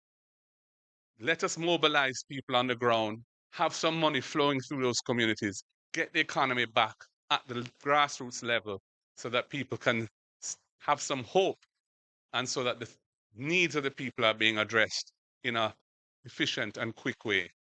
We will play our part if we are allowed to do so, but we bemoan the misinformation being fed about the role we're playing. We are feeling very excluded from all decision making, and the way in which the system of relief is operating on the ground is not in accordance with established norms and is also resulting in suboptimal distribution of relief because the relief is not being done on the basis of proper information as to the needs. So that is why we will be having regular press conferences going forward, because we're now at a time when the country needs to change gear in a forward direction, and we feel that the government needs to be guided uh, by persons who are in the feeling it on the ground, the neglect and so on. And it's our role, I think, to do that. The Parliament doesn't lend itself, as currently managed, to having that kind of open dialogue, that opportunity to share what we have to say. So we will have to do it in this manner and other manners. So I thank the media for having given us this time, and we look forward to partnering with you as we play our part in getting Jamaica back on her feet. God bless Jamaica, land we love. One Jamaica. Unity is a must. Let us pull together and rebuild our country. Thank you. Thank you, leader, and thank you again to all our speakers who presented. We'll provide the opportunity for members of the media to raise questions. So uh, please identify yourself and the individual to whom you're putting the question.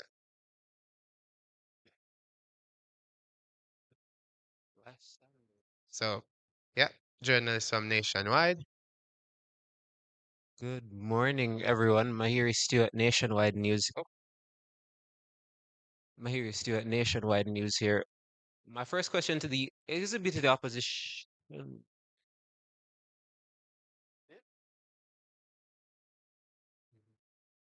Question to the opposition leader in terms of the the allocations that are being given to the members of parliament in order for them to rebuild.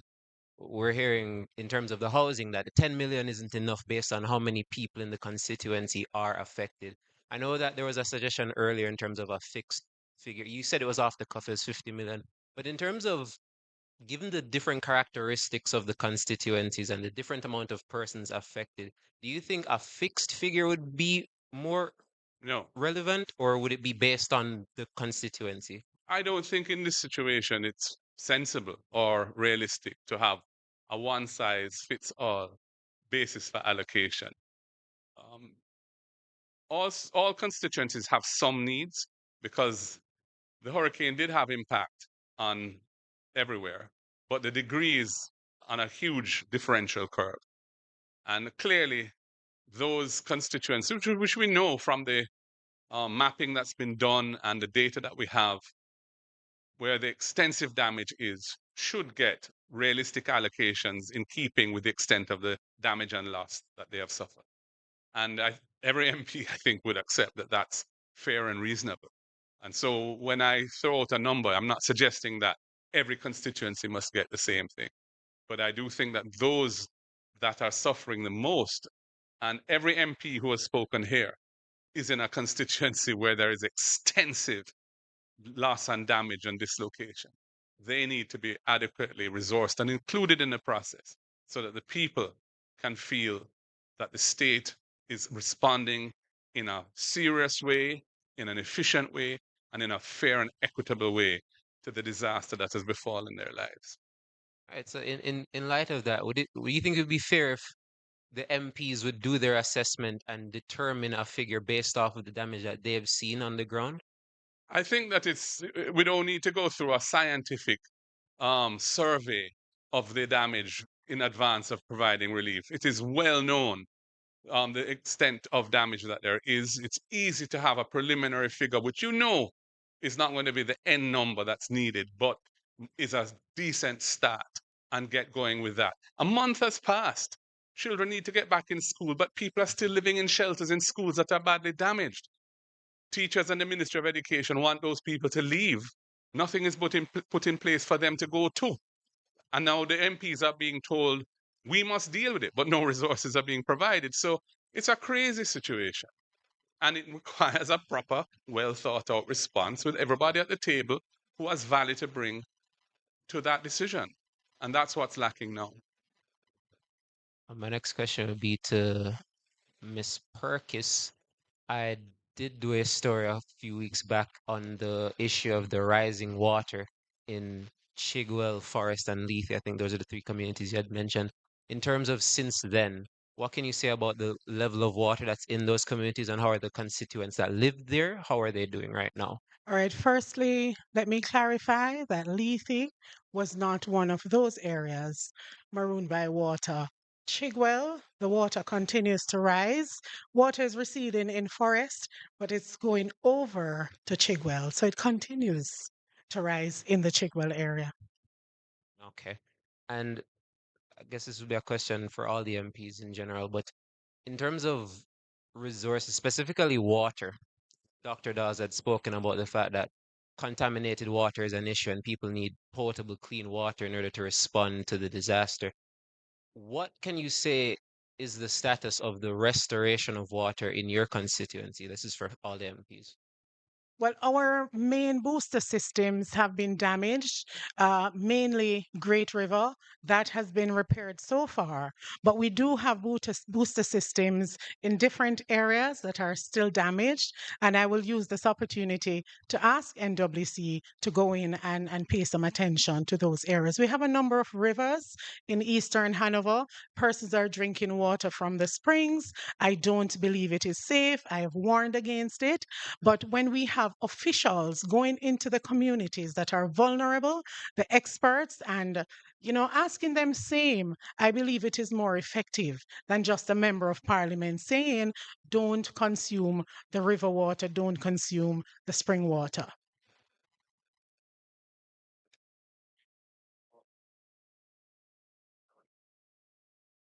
I just want to add to what Member Perkis said a while ago in terms of water. Yeah. Um, yes. Um, in the majority of these constituencies that are affected by Hurricane Melissa, the system is served by the Jamaica Public Service Company, JPS. And the majority of those systems are still out as we speak. The government speak to deploying generators across the country in these areas. There's still a lot of areas that are without these generators as we speak. So in terms of the water infrastructure, because out of the 227 system we have across the country, they're all independent. There's no linkages. So therefore, the majority of these stations act independently, operate independently. So there's no synergy between, as we speak now, I know that the JPS is trying to repair a lot of these stations along with hospitals and fire station and other entities. But as far as water goes, because of the electricity from the JPS, a lot of these areas are still in a lot of these plants across the country, across the different constituencies are still out as we speak. So individuals have to be going to rivers, streams, which the water is unsafe as we speak. And has water been trucked in terms of the places Well, that the don't have running government water? provided $2 million to each MP to truck water, but here again, I want to add and say that an average cost for a truckload of water is anywhere between 40,000 and 60,000. So if you look at it, that can only do basically in a constituency, you can basically truck anywhere between 30 and 40 loads of water, and that's what you're supposed to be trucking daily. So the $2 million roughly is a drop in the bucket as we speak. Okay. Could also just add that in some of the badly hit areas, the containers that people use to store water have been badly damaged. Black tanks have been destroyed and so on. So even when you are trucking water, there's a problem as to what you do with it. And that needs to be considered in responding to the water crisis. I just want to add that the logwood treatment plant suffered damage right during shortly after Melissa. Power has been restored. The generator there was damaged. I want to urge the government to ensure that this process to procure the generator starts immediately, despite JPS has restored power to the plant. This plant feeds majority of Hanover and parts of Westmoreland. And so it is important that there is a generator there. I know there was generator was rented during the time until power was restored only recently. But as you know, there are times when the JPS will go down. And as such, it is important that we start the process of procuring a generator for that plant. All right. Thank you. Do we have any other question online?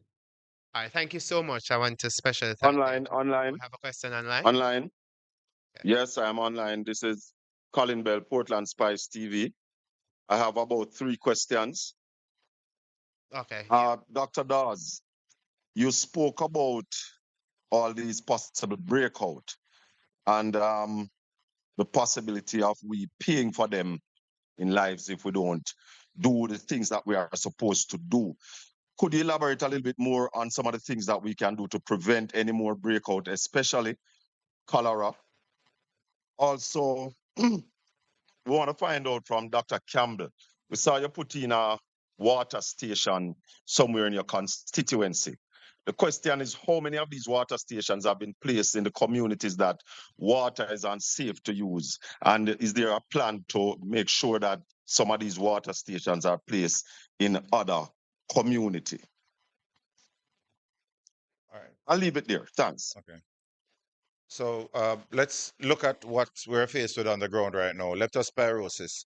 This commonly is simply attributed to rats, but it can affect dogs, cattle, cows and goats. And but what happens in many instances is that the rats get into the houses. Now, when you have a sugar belt like Westmoreland, where you'll have cane piece rats, and everywhere in Jamaica where you have garbage piled up, you will have rats around. They get infected. Humans are no longer in houses that are protected from the elements. They're mingling with these vectors. You're going to get any disease, and because leptospirosis is what is brought into the households by the rats and the cattle that are infected, dogs, you know, that is what you're going to get here. In other countries, it'll be bubonic plague. We're not going to say that in Jamaica, hopefully not. You spoke of, so it's really a matter of trying to, as I'd mentioned, a multifactorial approach where where you get proper garbage disposal, clean up the areas, and importantly, get the people out of the areas where they are exposed directly to animals that are carrying these diseases. And it may mean that you give them proper housing, and if not, you evacuate them.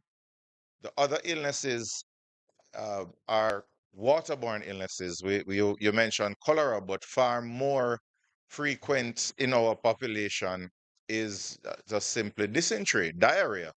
You can have really bad diarrhea from contaminated water, and water is contaminated. The storm water has gone into the underground aquifers. People are drinking from rivers and streams, so they're going to get gastroenteritis. Now, what was very maliciously twisted when I spoke about cholera the last time is that it can be imported. And as long as you have people living in the conditions where they're exposed to contaminated water, consuming contaminated water, any disease that is not endemic or native to Jamaica can make it here because we have people coming in and out. Um, the question they ask, oh, we have how many million tourists per year? The millions of tourists coming in per year are not going to interact with people living under tarpaulins and drinking contaminated water. So we have to be mindful that our minds are not trapped into thinking a particular way by those whose sole objective is to play political football. So we have to be mindful of all of the conditions that come here. Malaria is another one. As I mentioned, in Cuba, you have chickpea and Zikvi as well as dengue. And there's another one that they have. To be honest, I don't even know the name of that one. I need to do some reading on it. But it's another arbovirus similar to chickpea and dengue, transmitted by the same mosquito that we have here in Jamaica, the Aedes aegypti mosquito. So we have a lot of things to look out for. And it is really the basic principles of public health, primary prevention, early detection, through testing, mass testing, and treatment in the early stages when you have a better outcome that we have to really focus on right now. And that is what Dr. is Dawes, going to leave us saving lives. Dr. Dawes, before you go, do you think it would assist if the government, you used the word a while ago, evacuation, evacuate people who are our most vulnerable, the elderly, young babies, mothers with young babies who are living in these conditions? Would an evacuation like that also assist in preventing more outbreaks? Yes, and yes. Unfortunately, we are doing reverse evacuation where we're pushing people out of shelters to go back to the conditions that I spoke about. And in No century has anyone faced with an outbreak put people into harm's way if they say that they are a civilized society. Um, we have to do better. We have to do better.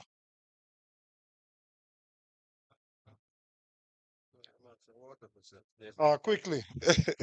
Yes, we have through a private company, we're able to get some water tanks, and we set up a system in White House, one in Darliston, and we've currently procured some more tanks through the ministry.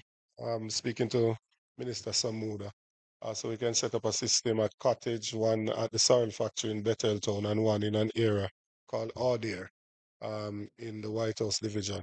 Uh, the connections to the tanks were set up by UNICEF, and they take the water from these rivers or streams. They treat the water to make it potable.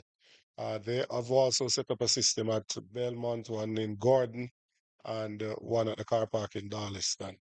So the aim is trying to see how we can divide up the constituency and put them in critical areas, so at least people have access to potable water. And It's something that you would recommend to the government. And just one final question for me. The opposition leader early in the piece spoke of a task force, a broad-based task force to oversee the operation, the recovery.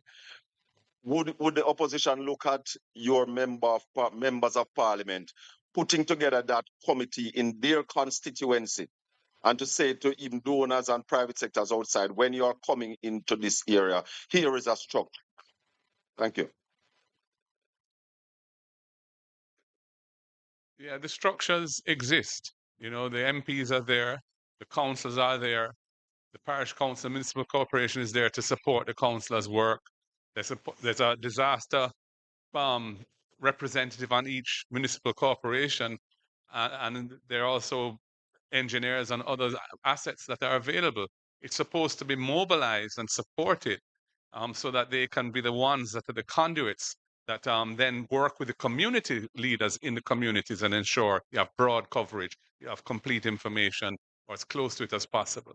And the disaster response can be efficient and effective and equitable, transparent and accountable. That's what we're really saying should be done. We've departed from that system. We have no other system in place. And we're relying entirely on the goodwill of our international partners. And that's helped us through the last 4 weeks. But this is going to be a long haul. Jamaica has to get its act together and organize this thing properly.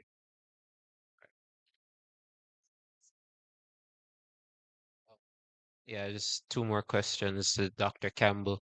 One being, could you expound on the Adopt a Family initiative and how it works in case people watching want to assist? And secondly, outside of funding, how else do you think RADA can help the western end of the island that have experienced damage to farms?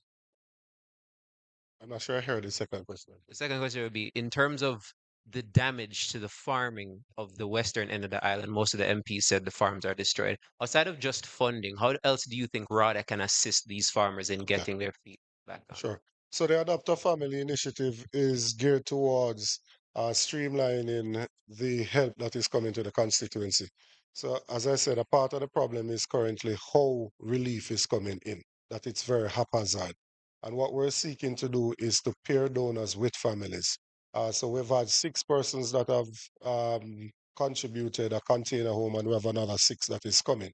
So what we are doing is prioritizing single mothers with 2 or more children, and then we pair them with a donor to get the unit and retrofit it with bathroom, meaning shower, toilet, face basin, mirror, door, and to transport it to the constituency is about 4,000 US. And that's not the only way they can do it. We're also working with the hardwares for them to work out a bundle to say this is what would be needed to do a roof for 1 bedroom, or this is what would be needed to do a roof for a 2 bedroom. Or as we had on Sunday, a group that came in and adopted 5 families, and they're working with them over the next 3 months to ensure that they have groceries and the necessary household items that they would need.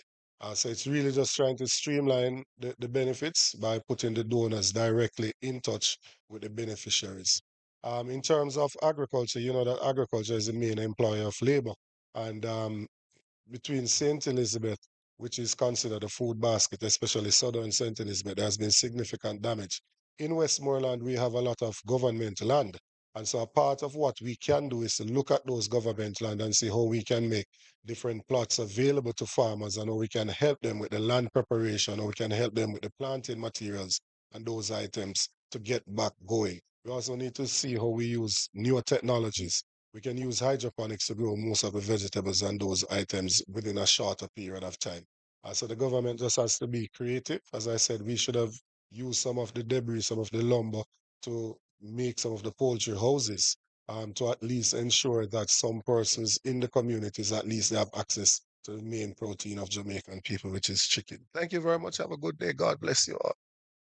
Thank you, everyone, and thank you for joining us. And as the leader said, you will hear more from us. Thank you. Have a good day.